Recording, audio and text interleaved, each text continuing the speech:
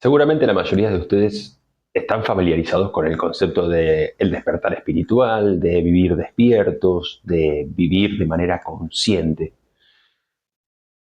Ahora, la mayoría de nosotros, y me incluyo claramente en esto, vivimos en general en un estado automático de inconsciencia o de inercia en nuestra vida, cuyo resultado principalmente cosechado es el sufrimiento.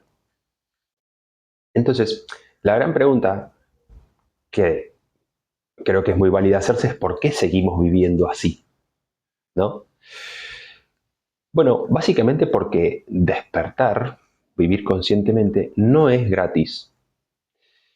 Y si bien a veces suena, ¿no?, como un concepto inspirador, un concepto hasta idealista, ¿no?, como el de vivir iluminados, ¿no? La verdad que es un proceso complejo y que trae en general mucho dolor, ¿sí? Y mucha incomodidad.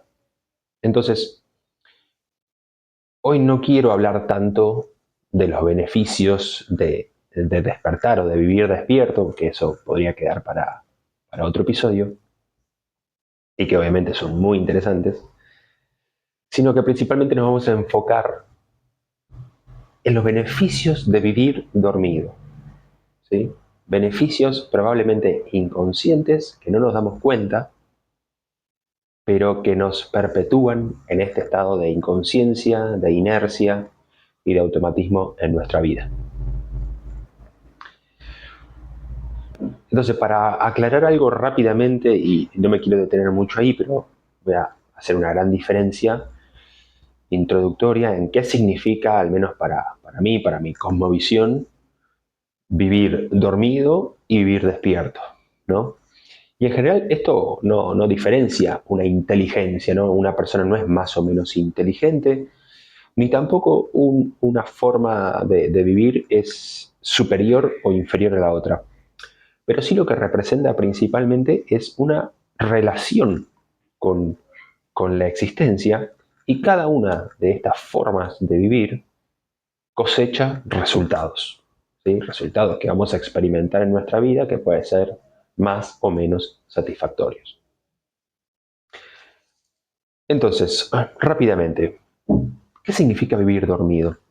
Cuando hablamos de vivir dormido, hablamos de aquellas personas que viven principalmente de manera automática, identificados con el pensamiento, con su corriente de pensamiento, con el ego, con la mente, y confunden estos pensamientos con la realidad. Se genera así entonces intrínsecamente una narrativa egocéntrica que a su vez se retroalimenta, ¿sí? Y se retroalimenta a partir de una interpretación sesgada de la realidad. Yo creo lo que interpreto de la realidad y lo creo como real, ¿sí? Y esa narrativa, que es egocéntrica y egoísta, se perpetúa. Y ahí es donde muchas de las corrientes orientales hablan, ¿no?, de la identificación con el ego y con la máscara. ¿Qué pasa con esto? Que desde esta interpretación egocéntrica vivimos creyéndonos o sabiéndonos víctimas de la realidad, de la vida, ¿no? Y esto básicamente cosecha sufrimiento.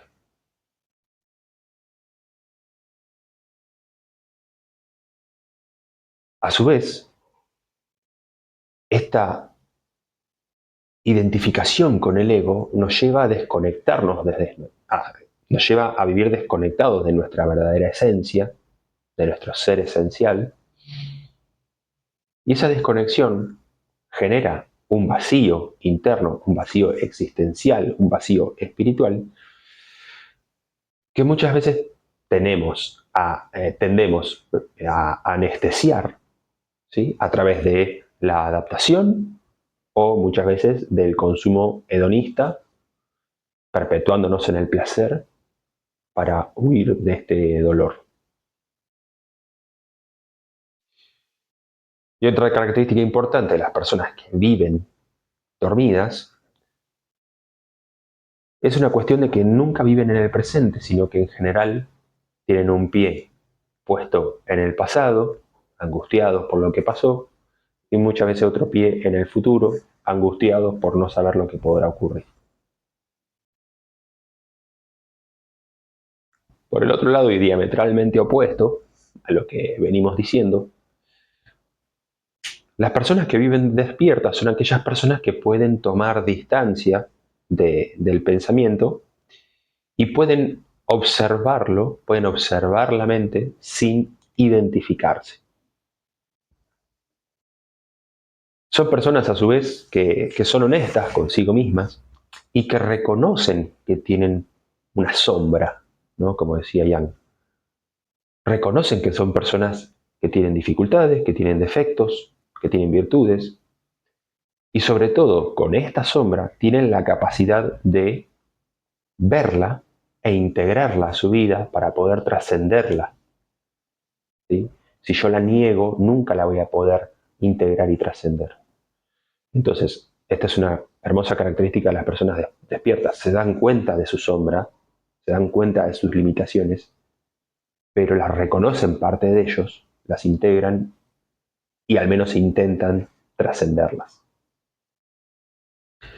Obviamente que las personas despiertas también sufren, también cosechan sufrimiento, pero no se vuelven víctimas de las circunstancias. Primero que generan una reinterpretación del sufrimiento en su vida. Ven al sufrimiento como información, información de que algo yo no estoy haciendo correctamente, entre comillas, ¿no? Porque la realidad es como es. Y si yo sufro, en realidad me estoy resistiendo a algo que está sucediendo en la realidad. Como decía Gerardo Smelding, todo aquello que no puedes aceptar es la única causa de tu sufrimiento. A su vez, cambian el rol de víctima de la vida por el rol de responsabilidad y se hacen responsables de sus decisiones, de sus actos, de su camino, e incluso se hacen responsables cuando o hasta cuando se equivocan. Eso los lleva a vivir una vida auténtica y dejan de adaptarse a las situaciones para vivir realmente la vida que ellos quieren vivir. Y a diferencia de las personas que viven dormidas, estas personas al menos intentan vivir el aquí y ahora, intentan vivir con los dos pies puestos en el presente, en donde se encuentran el amor, la paz y la felicidad.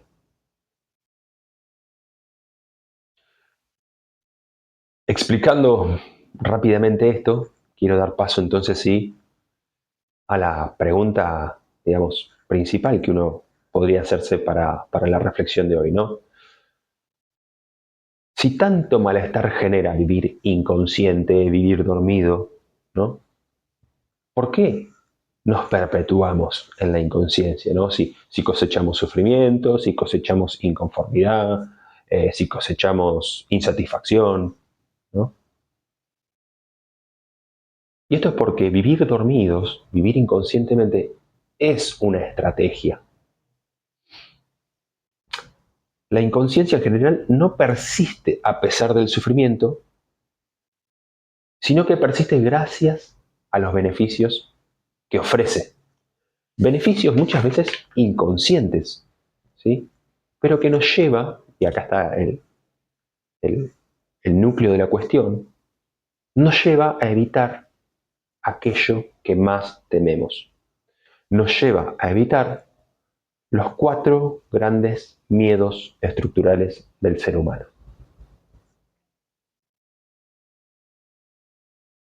Entonces, el primer beneficio de vivir dormido es el beneficio de evitar el miedo al dolor. Miedo inconsciente, pero real, ¿sí? Si bien, como decíamos, el despertar espiritual o vivir en conciencia o vivir despiertos, ¿no? Tiene una cuestión ahí un poco utópica o que puede ser hasta inspiradora, ¿no? Sabemos que para atravesar ese camino tenemos que confrontarnos con heridas, con historias no resueltas, con negaciones, con represiones, básicamente poner en juego nuestra historia y nuestra identidad. Y eso genera mucho dolor. Eso genera dolor, incomodidad, angustia, emociones que muchas veces las catalogamos como negativas, ¿no? Como tristeza u otras formas de sufrimiento. La cuestión es que para atravesar este proceso y llegar a un despertar o llegar a vivir en conciencia, tenemos que atravesar este dolor. Y la mayoría de las personas inconscientemente no están dispuestas a hacerlo. Y frente a ese dolor, frente a ese cuestionamiento de su historia, de sus heridas, de sus negaciones, de sus represiones, cuando aparece ese dolor, cuando aparece ese sufrimiento, se anestesian. Como dijimos, a través de la sobreadaptación a situaciones, a través del consumo hedonista, ¿sí? A través de un montón de parches para ese dolor que el sistema nos provee en sí mismo, ¿sí? Fármacos, entretenimiento, consumo, etc.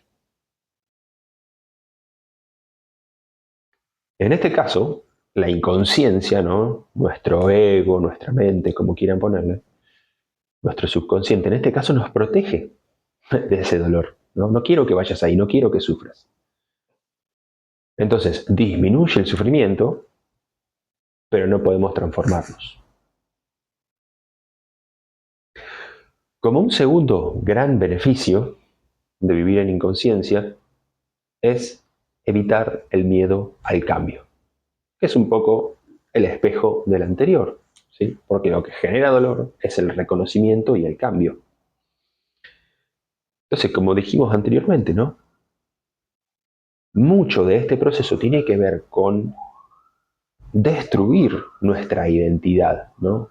Con esta ente con el que nosotros nos identificamos. Va a llevar a desarmar, destruir estructuras para poder reconstruirnos en este proceso de transformación. Y nos va a llevar a salir de la zona de confort, ¿sí? Algo que también hemos hablado en este podcast y que muchas veces genera mucho miedo y mucha incertidumbre por entrar en lo desconocido, ¿sí? Entonces, frente a esta incomodidad que genera salir de la zona de confort, frente a esta incomodidad que genera ir hacia lo desconocido, muchas personas, frente a este miedo al cambio, ¿no? Se aferran a lo conocido. Siguen en la inercia y se adaptan al sistema, a la realidad, a la vida, siendo más funcionales, ¿no? A esta situación, perpetuándose en la inconsciencia. Como tercer beneficio, ¿sí? De vivir en la inconsciencia es el beneficio de evitar el miedo al rechazo, el tercer gran miedo estructural. Y esto es básicamente porque el ser humano es un ser social, que busca pertenecer, forma parte, digamos, de nuestra esencia, ¿sí? El tema es que muchas veces negociamos la autenticidad por la aceptación de los demás. ¿Por qué? Porque muchas veces interiorizamos, y es también una cuestión del sistema, ¿no? En el que vivimos, que nos interioriza eh, esta idea de que muchas veces si nos mostramos tal como son podemos ser excluidos, ¿sí? Y nos vamos a someter al juicio de los demás y muy probablemente a la desaprobación de los demás. Entonces, en vez de ser auténticos y hacer y decir lo que realmente pensamos, tendemos a hacer y sentir lo que corresponde en determinada situación. ¿Y esto qué pasa? Genera una desconexión profunda con nuestro interior y con nuestra verdadera esencia, ¿no? Entonces ahí nos empezamos a alejar de nosotros mismos. Y como cuarto y último gran beneficio de vivir dormido, uno muy inconsciente, pero para mí muy importante y que se ve muy a menudo, que es el beneficio de evitar el miedo a la libertad. Mucho se habla de ser libre, de vivir en libertad, de tener la libertad de elegir, de hacer. Pero el tema es que la libertad siempre viene acompañado de la responsabilidad, ¿sí? Entonces muchas personas tienen miedo a la libertad porque en realidad tienen miedo a la responsabilidad. Porque cuando uno es libre, también es responsable de decidir lo que quiere para su vida, de elegir, ¿no? De hacer las elecciones, de tomar decisiones diarias. E incluso tiene que ser responsable de que frente a una decisión que yo elija me puedo equivocar, tengo que hacerme responsable de que me equivoqué.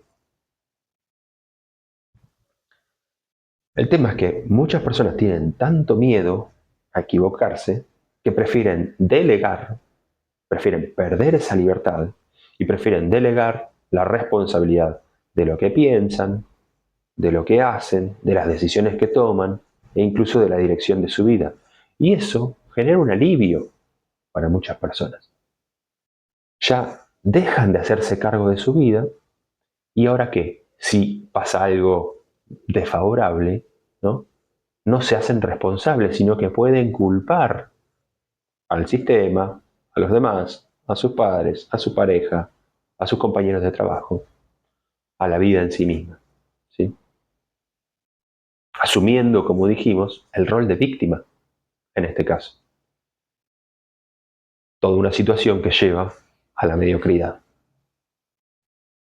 Muy bien. Y como dijimos, un poco a modo de reflexión final, vivir dormidos es una elección inconsciente, ¿no? Porque muchas veces no nos preguntamos por qué seguimos viviendo así y no reconocemos estos beneficios inconscientes que trae, ¿no?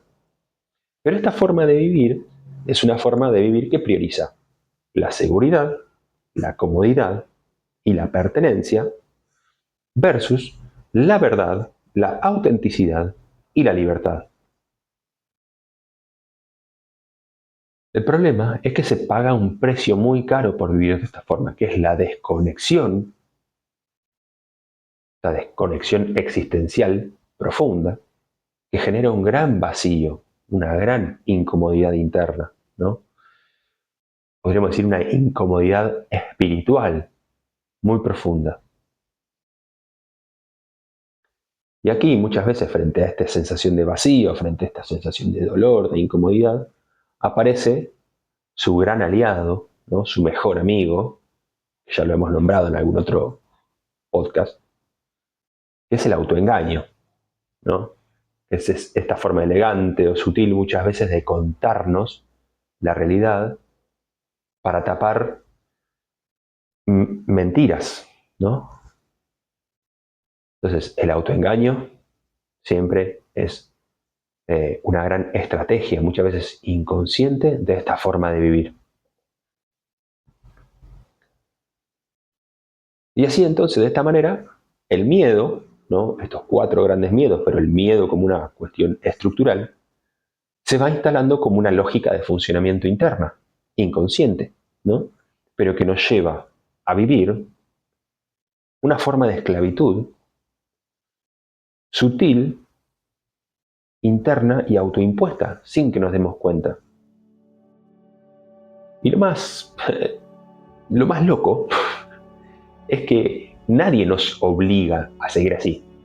Si bien, obvio, el sistema, las estructuras, los contextos influyen y muchas veces nos influyen y perpetúan esta situación,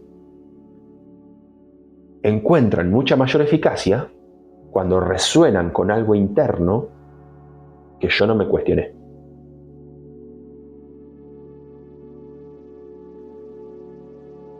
Por eso el despertar, vivir despiertos, vivir conscientemente, no es rebelarse contra algo externo, contra el sistema, contra la sociedad, contra la Matrix, ¿no? Primero que nada es dejar de mentirse a uno mismo. Y este gesto, aunque parezca tan simple, es muy disruptivo, ¿sí? Porque ahí empieza a caer lo que ya no se sostiene. Y en ese derrumbe, aunque haya incomodidad, también aparece una gran posibilidad. la posibilidad de vivir de otra manera. No necesariamente más fácil, pero sí más real y auténtica.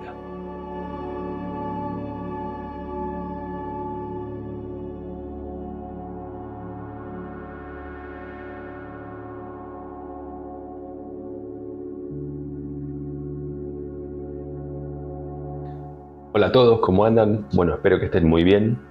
Como siempre les digo, si este contenido les sirvió, si les es de utilidad, si los inspira para pensar y reflexionar, no olviden de poner me gusta, suscribirse al canal, compartirlo con cualquier persona que crean que pueda ser de utilidad y dejar algún comentario que me da un montón de ideas para seguir creando contenido de valor.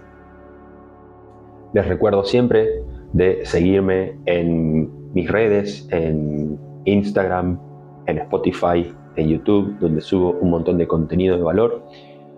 Les recuerdo que en los próximos meses ya vamos a estar anunciando una próxima edición del taller Sanar desde el Interior, que es este taller teórico práctico vivencial que busca acompañar personas que están viviendo una situación de salud de enfermedad, principalmente oncológica, pero no cerrado solamente a eso, para darle un montón de herramientas para transitar esta situación y muy probablemente también para ayudarlos a resignificar esta situación y poder transitarla de la mejor manera posible.